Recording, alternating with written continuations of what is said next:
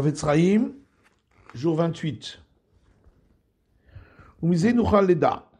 Et de là, nous pouvons apprendre.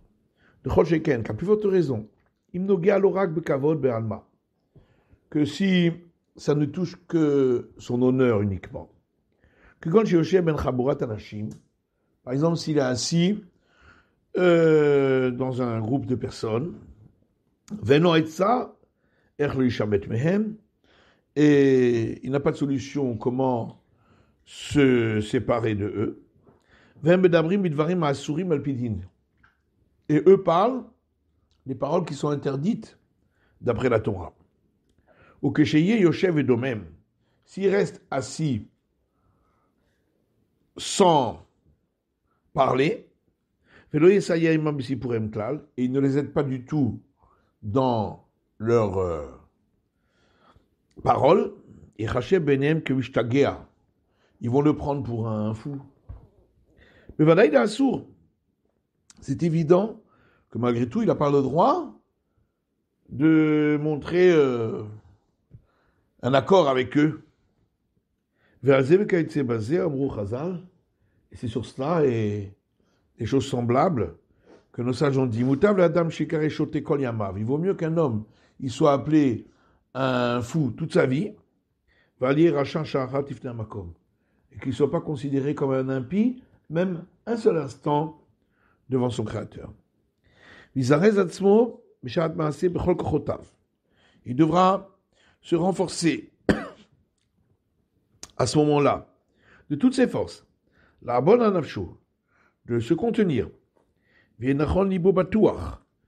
qu'il garde son cœur plein de foi en Hachem, qui sera royavouzé Hachem Barach Adenketz, car la récompense qu'il recevra pour cela d'Hachem, de l'Éternel, qu'il soit béni, elle est infinie. Kemamar Chazal, comme on dit nos sages, les fum tsahara agra, en fonction de la difficulté et la récompense.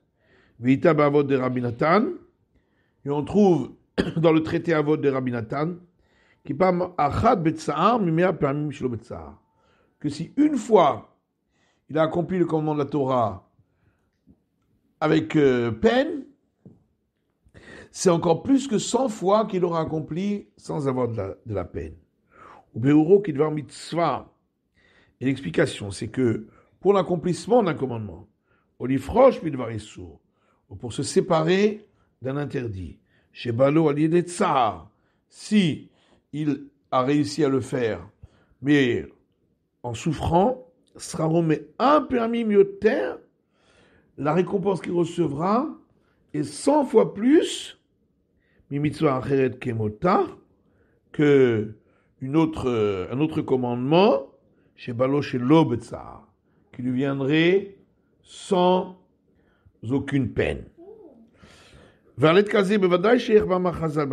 c'est sur ce moment-là, avec certitude, que s'applique l'enseignement de nos sages dans le Midrash, Kol rega verega, que tout instant, chez Adam Chosem Piv, qu'un homme ferme sa bouche, Zoché le Oraganouz, il mérite la lumière cachée, chez En Kol Malach ou Bria Yachol Sha'er, qu'aucun ange et aucune créature ne peuvent imaginer.